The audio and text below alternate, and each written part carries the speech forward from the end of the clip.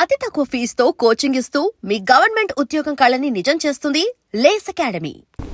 Okay. And ఇప్పుడు మామూలుగా వేణు ఎక్కడి నుంచి వచ్చాడనేది అందరికీ తెలుసు. కూరగాయలు అమ్ముకుంటూ, చెత్త పేపర్లు అమ్ముకుంటూ, అంతేనా, డస్ట్ పేపర్, మామూలు వేస్ట్ పేపర్స్ కూడా ఇది చేశారు. అండ్ వార్పిన్, అదేంటి వార్పిన్, పద్మశాలి పవర్లూమ్స్, ఇవన్నీ చిన్న చిన్న పనులన్నీ చేసుకుంటూ ఈ స్థాయికి వచ్చిన, అంటే ఒక బిలో మిడిల్ క్లాస్, ఒక ఆల్మోస్ట్ పూర్ నుంచి ఆల్మోస్ట్ ఒక రిచ్ స్థాయికి వచ్చాడు ఇప్పుడు. బట్ ఇప్పుడు ఊర్లో సిరిసిల్లలో నీతో స్పెండ్ చేసిన వాళ్ళంతా అదే పెద్ద మామూలు ఏవో కూడా వచ్చి ఉండరు, బహుశా ఇంకా అదే స్థాయిలో ఉండొచ్చు.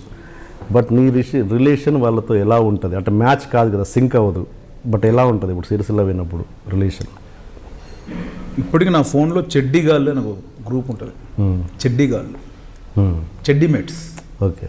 ఇప్పటికీ అందరితో ఉంటా. ఎప్పుడు వెళ్ళినా కూడా మ్యాక్సిమం వెళ్ళి చిన్నప్పుడు మేము ఎలా తిరిగామో అదే బేసిక్ లాంగ్వేజ్లో మాట్లాడుకుంటారు. ఎవరు నన్ను వేరే వర్షన్లో చూడలా. అందరూ చిన్నప్పటి వేణుగానిలాగే చూసుకుంటారు, అలాగే ఉంటారు. నేను కూడా వాళ్ళతో అలాగే ఉంటా, అదే రకంగా వాళ్ళతో ఎంజాయ్ చేస్తా. ఎక్కడ నా సినిమాటిక్ అనేది ఉండదు. కాకపోతే అక్కడికి ఇక్కడ ఉన్న చిన్న తేడా అంటే, అప్పుడు ఏదైనా దావత్ అంటే ఎంత ఉందని 100-10 రూపాయలు తీసుకునే పరిస్థితి. ఇప్పుడు ఆ ప్రాబ్లం లేదు నా వల్ల. అప్పుడు బండ్లు ఆటోలు ఎక్కి పోయేటోళ్ళు, ఇప్పుడు నాకు కారు ఉంటుంది. అంతే తేడా తప్ప ఎక్కడ వేరియేషన్ రాలేదు. ఒక ఫ్రెండ్ దగ్గర మాత్రం వచ్చింది. సండే క్రికెట్ ఆడే బ్యాచ్ మాది, ఇందిరానగర్ బ్యాచ్ క్రికెట్ టీం మాది. సాయినగర్ బ్యాచ్ అని పక్క టీం. మాకు ఇండియా పాకిస్తాన్ రేంజ్లో జరిగాయి క్రికెట్ మ్యాచ్లో. 12 ఓవర్ల మ్యాచ్ ఒకటి, 15 ఓవర్ల మ్యాచ్ ఒకటి. ఆపోజిట్లో రాము అని ఒకటి ఉండేవాడు. వాడు కొంచెం ఆ రోజుల్లో వాడు కొంచెం తోపు, డేంజర్ అనే వ్యక్తి. వన్స్ నేను ఇండస్ట్రీకి వచ్చి యాక్టర్ అయి బిజీ అయినా, వాడు కూడా దుబాయ్ ఎటు వెళ్ళాడు, వైఫ్ అయిపోయింది. ఒక 6 సంవత్సరాల గ్యాప్ తర్వాత మళ్ళీ ఎప్పుడో సిరిసిల్లలో కలిశాడు. నేను ఎప్పుడు వెళ్ళినా కూడా ఇప్పటికీ మేము చిన్నప్పుడు క్రికెట్ ఆడేటప్పుడు ఏ టీ షాప్లో కూర్చొని చిట్ చాట్ చేసుకునే వాళ్ళం. కంపల్సరీ వెళ్తే డైలీ అక్కడికి వెళ్ళి ఛాయ్ తాగి పేపర్ చదివి వచ్చిన వాళ్ళందరితో మాట్లాడి వస్తా. నాకు అలవాటు అది. అలా వాడు కలిసి వాడిలో వేరియేషన్. వాడు ఎప్పుడు అలా ఉంటాడు. ఎవరా ఇది ఉండేదండి, ఎప్పుడు ఇంతే ఉంటాడు, ఇది ఉంటుందా అంది. వాడి బాడీలో తేడా వచ్చింది. అడు ఇలా వేణు డాడీనా ఏమైంది కానీ ఒంట్లో బాగాలేదా, ఏమో ఏమన్నా అయిందా, రాము ఏం సంగతి ఏంటి, ఇంకేంటి రాము అట్లే చేసి ఇట్లా వెళ్తున్నా. ఆడు ఎగ్జైట్ ఫీల్ అయ్యాడు. ఏంటి రాము రా అనేది కూడా లేదు, భయపడంటే మాకు రాము అంటున్నా, ఏదో యాక్టర్ అయ్యాను కాబట్టి. ఏం డార్లింగ్ ఏంటి, ఏదో నా ఒంట్లో బాగాలేదంటే, లేదు నువ్వు నీ మీద రవితేజ చేసిండు, నీ మీద గోపిచంద్ చేసిండు, నీ మీద వాళ్ళు వేసి నువ్వు నా మీద చేస్తుంది, ఏంది ఒరే పిచ్చోడా అంత లేదురా అంటే వాడి పాయింట్ అది. వాళ్ళతో తిరిగేటోడు నా మీద చేసి నాతో ఛాయ్ తాగుతుండా అని ఫీల్ అయినాడు. అస్సలు లేదురా బాబు, టెన్షన్ పడకు కానీ. అట్లా 2-3 ఇన్సిడెంట్స్. శేఖర్ అని నాకు ఫ్రెండ్ ఉన్నాడు, కూరపాటి శేఖర్ అని. పాప మాడికి ఇప్పుడు 2 కూతుళ్ళు పెళ్ళికి వచ్చారు. నేను అల్లుడు అంట, మామ అంటాడు. నాకంటే ఏజ్ ఎక్కువ వాడు, కానీ నన్ను మామ అంటాడు, నేను అల్లుడు అంటా. సో నేను సినిమా యాక్టర్ అయ్యాను. ఫస్ట్ సినిమా రిలీజ్ అయింది. మా అన్నలు, మా ఊర్లో ఉన్న బ్యాచ్ అందరూ సిరిసిల్ల పల్లె కరీంనగర్లో పడింది. వాళ్ళందరూ కరీంనగర్కి పోయి సినిమా చూసి, అప్పుడు హిట్ ఫ్లాప్ అనే మ్యాటర్ లేదు. మా ఊరోడి అమ్మ సినిమాలో కనిపించింది, ఇంత నవ్వుకున్నారు, భలే చేసిందని. వీళ్ళందరూ రాత్రి వచ్చి మైకులు పెట్టుకొని డ్యాన్స్లు వేసి ఎగిరి చేసిరట. అప్పుడు ఫోన్ కాల్స్ అప్పుడు కొత్తగా కదా ఫోన్స్ అన్న. ఫోన్లో చిట్ చాట్ ఇప్పుడు అరే ఇట్లా జరిగిందని ఇప్పుడు ఇన్ఫర్మేషన్ వస్తుంది, అప్పుడు అంత లేదు. వీడు కూడా మంచిగా ఎగిరినట, మా దోస్తుగాడు అని. కానీ ఎప్పుడు నాతో పడడు. ఎప్పుడో మా ఊరికి విజయశాంతి గారు వచ్చారు, ఏదో పార్టీ మీటింగ్కి, ఎలక్షన్స్. అప్పుడు మేము రే విజయశాంతి వచ్చింది పద అంటే పనికి వెళ్ళాలి, పట్టించుకోడు. అటువంటి వాడు నా ఫస్ట్ జై మూవీకి సంతోషం అవార్డ్స్ వచ్చింది, బెస్ట్ డెబ్యూ కమెడియన్గా సంతోషం అవార్డు వస్తే, ఆడు ఫోన్ చేసి చిన్న ఏడుపు రేంజ్లో మాట్లాడాడు. ఏందిరా ఏమైందంటే, కాదురా మామ అట్లా ఎల్దండి వేణు అనే స్టేజ్ మీద అనౌన్స్ చేయగానే నాకు బాగా ఏడుపు వచ్చిందిరా, గ్రేట్ రా అంటే. ఓర్ని అమ్మ నీలో ఇంత ఎమోషన్ ఉందా, ఇంత దాచుకున్నావా. ఇక్కడ బయటపల్ల అంటే దూరం అవుతాడు అనుకున్నాడో దగ్గర అవుతాడు బయటపల్ల. ఆ ఎల్దండి వేణు అనగానే నేను కొంచెం ఎక్కడో బ్యాక్ రోలో కూర్చుంటా కదన్న. అప్పుడు TV9 స్వప్న గారు యాంకర్, వెళ్దండి వేణు, నేను వెళ్ళమనలేదండి మిమ్మల్ని, వెళ్దండి అని పిలుస్తున్నా, రండి రండి ఎక్కడండి అని అంటే వీడు తట్టుకోలేకపోయాడు. మా వెళ్దండి వేణుగాడ, మా మామగాడిని అంత పెద్ద కలర్ఫుల్ స్టేజ్ మీద పిలుస్తున్నారని తట్టుకోలేకపోయాడు. ఇటువంటి బ్యూటిఫుల్ ఇన్సిడెంట్ ఉంటాయి. కానీ ఇప్పటికి నేను వాళ్ళతో అలాగే ఉన్నా, అందులో వేరియేషన్ రాలేదు. కొంతమంది చెప్పేది ఏంటంటే వేణు అసలు కొంతమందిని ఊర్లో చిన్నప్పటి ఫ్రెండ్స్ని ఒక పురుగుని చూసినట్టు చూస్తాడని కొంతమంది చెప్పారు నాకు. దాంట్లో కూడా ఎవరైనా అలా చూసిన సందర్భాలు ఉన్నాయి అసలు ఛాన్సే లేదు. అసలు దగ్గర కూడా రానివాడు అసలు. చైల్డ్హుడ్ ఫ్రెండ్స్ కాదు, నేను ఎవరిని అలా చూడను, మనిషిలా చూస్తా ముందు. నేను పురుగుని ఎవరిని చూడను. ఓ పెద్ద వ్యక్తి, పెద్ద బిజినెస్ మ్యాగ్నెట్ వస్తే అతను మొత్తం బాడీ లాంగ్వేజ్ మార్చేసి అలా ఉన్నాను. ఎవరో మామూలుగా చిన్నగా టీ బాయ్ ఇచ్చినా కూడా ఏమరా అన్నట్టుగా ఉన్నాను. నేను ముందు మనిషిలా చూస్తాను. ఇంకా ఎదుటి వాళ్ళు ఎట్లా తీసుకుంటారో మనకు సంబంధం లేదు. అదే సిచ్యువేషన్ బట్టి అంతే కదా. ఇప్పుడు ఎవరో వచ్చారు, నేను ఏదో ఫ్లోలో వెళ్ళానన్నా, తక్కువ ఏదో టెన్షన్లో వెళ్ళా, వాడేం ఎక్స్పెక్ట్ చేసి ఉంటాడు, వచ్చి కౌగిలించేసుకొని మామ వీళ్ళు ఎక్కడికి వెళ్ళకు, సాయంత్రం కలవాలి, మనం కూర్చోవాలి అంటాడేమో అని వాడు అనుకుంటాడు. ఏంట్రా బాగున్నావు, ఏం సంగతి, అరే కొంచెం బిజీగా ఉన్నారా, నేను నీకు ఫోన్ చేస్తాను పోయినా. పోతే ఆడు బల్బు అని ఫీల్ అవుతాను, ఏం చేయాలి దానికి. కనిపించిన ప్రతి వ్యక్తులతోటి మనం మొత్తం కూలంకుషంగా నాకు ఈ ప్రాబ్లం వచ్చింది, ఇది వచ్చింది అని చెప్పలేము కదన్నా. అవును, ట్వెల్వ్ తీసుకునే దాన్ని బట్టి ఉంటుంది. అది ఇక ప్రతి ఒక్కరిని సాటిస్ఫై చేయాలంటే మనతో ఎక్కడైతుందన్న. ఆ పాయింట్లో కూడా నా బ్యాచ్, నా చైల్డ్హుడ్ బ్యాచ్ ఎవరు ఫీల్ అయ్యి ఉంటారు నాకు తెలిసి. ఓకే, ఎవరైనా ఫీల్ అయితే మనం దానికి ఏం చేయలేము.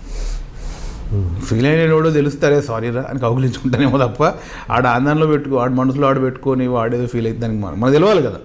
అవును, ఇప్పుడు నేను ఏదో చిన్న పిల్లనే కాదు కదన్న, నాకు ఫ్యామిలీ, పిల్లలు, నాకు కెరియరు, నాకు మా అక్కలు, మా ఫ్యామిలీ, కుటుంబ సమస్యలు 100 ఉంటాయి కదా. అవును, బ్యాచులర్ ఉన్నప్పుడు మంచిగా ఉన్నప్పుడు అన్ని పట్టించుకుంటాం. ఇప్పుడు వర్షన్ మారింది కదా. సో ఆ వేదులు ఎదుటోడు కూడా తీసుకుంటోడు కూడా తీసుకోవాలి ఫ్రెండ్లీగా. ఫ్యామిలీ అంటే గుర్తొచ్చింది, ఇది లవ్ మ్యారేజ్ కాదు కదా, కాదన్న, అరేంజ్డ్ మ్యారేజ్. కానీ ఆ లోటు తీర్చుకోవడానికి వైఫ్ మీద ఒక పెద్ద మంచి లవ్ లెటర్ రాసామంటే అద్భుతంగా.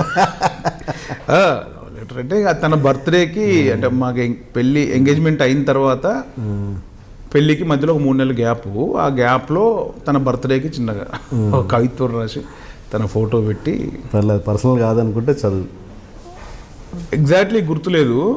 అంటే నేను అది ఏం చేసిన అంటే నా సంస్థలతో రాసి, నేను ఎట్లయితే రాసినో, ఎట్లయితే కొట్టేసినో అదే ప్రింట్ చేసి ఫోటో కట్టించిన. అంటే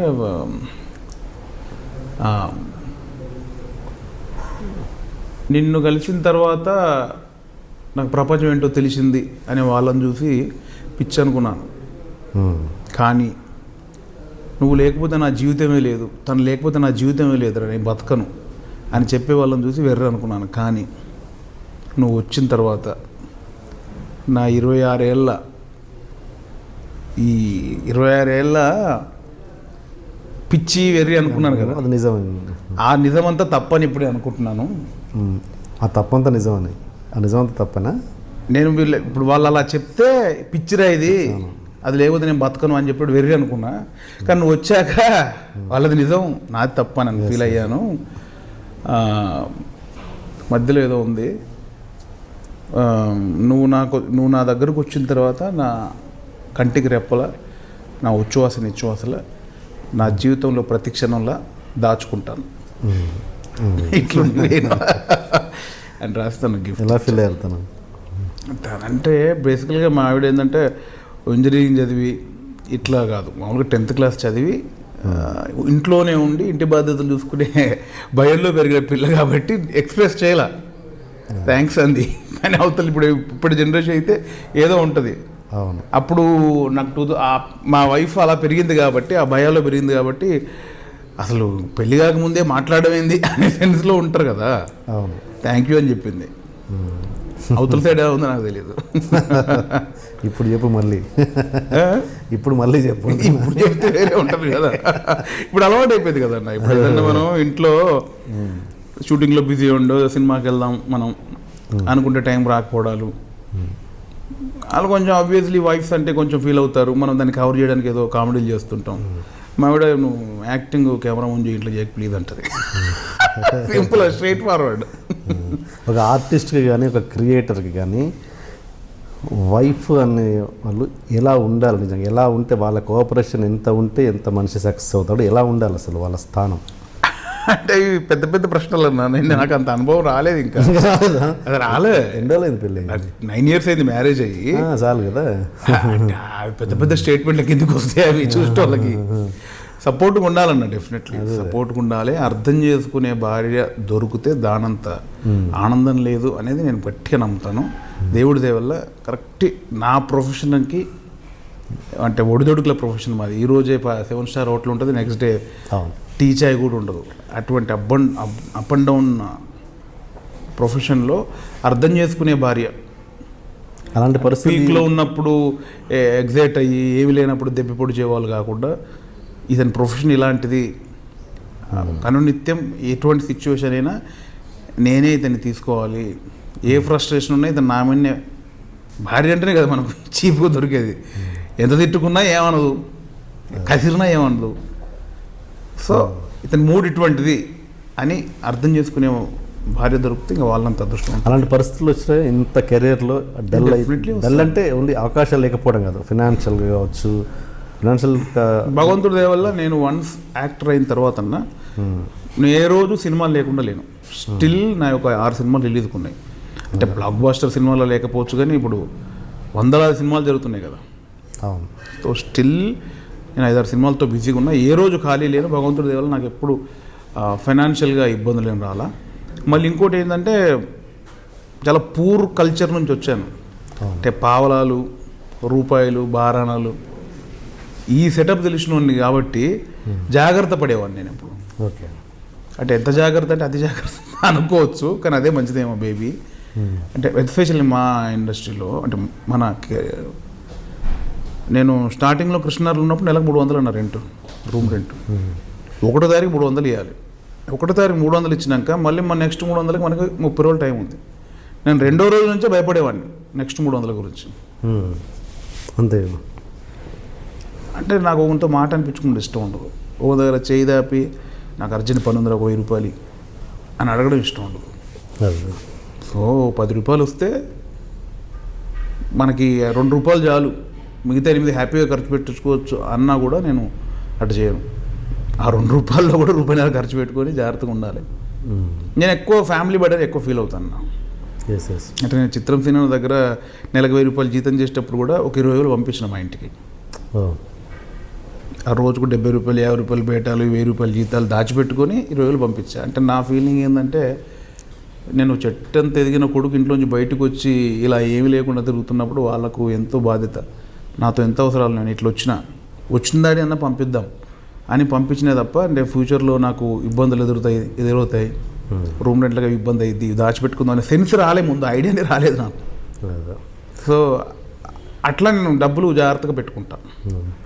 మరి ఈ విషయంలో నీ క్లోజ్ ఫ్రెండ్ ధనరాజ్కి ఎప్పుడు సజెషన్ ఇవ్వలేదా? ఆయన విపరీతంగా ఖర్చు పెడుతుంటాడుగా. ఖర్చు అంటే అదే 100 సార్లు ఇచ్చాం. ఏమంటాడు? వాడు పుట్టుకలో ఉండాలి. అది అదే సామెత అన్నట్టు, ఇప్పుడు ఎంత మనం కుక్కతో ఎంతసేపు చేసినా కూడా అది మళ్ళీ ఇట్లే అవుతుంది అన్నట్టుగా చెప్పగాడికి చెప్తాము. అది వాడి స్టైల్ అన్న. వాడేందంటే, అరే మనం ఇది ఎక్స్పెక్ట్ చేసి రాలేదు, ఇది వచ్చింది, అప్పుడు దీన్ని అనుభవించో అంటాడు. నేనేమనుకుంటా అంటే, నేను ఎదిగా, మా అక్కలున్నారు, మా అన్నలున్నారు, వాళ్ళందరూ ఎప్పుడు ఎవరికి అవసరం వస్తుందో జాగ్రత్తగా ఉండాలి. రేపటి రోజున ఒక 2-3 సంవత్సరాలు, ఒకవేళ సడన్గా 2-3 సంవత్సరాలు ఖాళీ వచ్చే పరిస్థితి వస్తే, ఇప్పుడు ఏదైతే కారు మెయింటైన్ చేస్తున్నావు, ఏదైతే నువ్వు అనుభవిస్తున్నావు, అదే అనుభవం ఆ 3 సంవత్సరాలు అనుభవించాలి. ఈ రోజు నేను ఖర్చు పెట్టేసి మళ్ళీ రేపు దానికోసం రెంట్ అని అన్న, ఒక 20,000 అన్న ఫీజు కట్టాలి అనేది నాకు, నేను తల తీసేసినట్టు ఫీల్ అవుతుంది దాన్ని.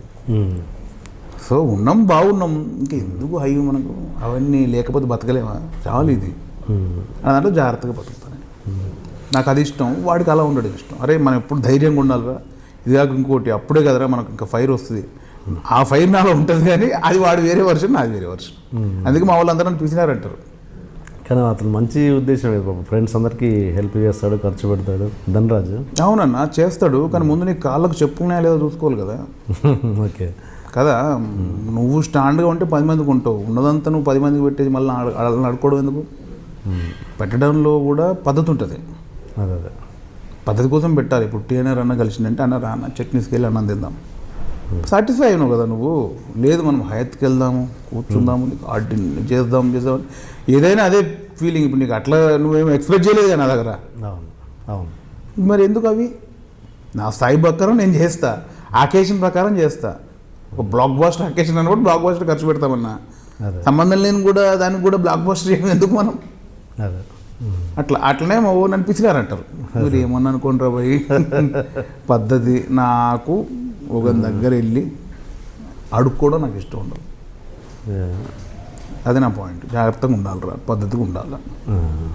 మనం చాలా గలీజ్ పరిస్థితుల్లోంచి ఒక స్థాయికి వచ్చినప్పుడు మనం చూసే కళ్ళు మన ఫ్యామిలీలో చాలామంది ఉంటారు, వాళ్ళకి చెదురు వదడు ఉండాలి. ఎందుకంటే వాళ్ళు పూజలు పునస్కారాలు ఎన్నో చేసి ఎన్నో ఆశీర్వాదాలు మనం ఇక్కడికి వచ్చినామన్నా, దీన్ని మనం విచ్చలవిడతనం చేయకూడదు కదా. మా తమ్ముడు ఆడు ఉన్నాడు అని మా వాళ్ళు అనుకునే భరోసాని నేను ఎప్పుడు నిలబెట్టాలనుకుంటా. మనం ఏదో చేసి గాయ చేసి గత్తర చేసి మళ్ళీ వాణి నడుకోవడం నాకు ఇష్టం ఉండదు. And for more videos, Please subscribe to iDream. Please subscribe to iDream. Please subscribe iDream. And please subscribe to iDream. For more videos, subscribe to iDream. please like, share, and subscribe to the channel. Congratulations, iDream. Subscribe to iDream. Subscribe to iDream. So subscribe to iDream Media. iDream ki iDream team andarki huge congratulations. Please subscribe iDream Media. Please subscribe to iDream. Subscribe iDream. Please subscribe to iDream. iDream అంటే నా కళల ఛానల్ను subscribe చేసుకున్న నోరు తిరుగుతలేదు, మీరైతే గంట గుర్తు కొట్టండి. For more such videos, please subscribe to iDream. Subscribe to iDream. Please subscribe to iDream. Please subscribe iDream Media. Please do subscribe to iDream. Please subscribe to iDream Media. For best entertainment and information, please subscribe iDream. And don't forget to subscribe to iDream.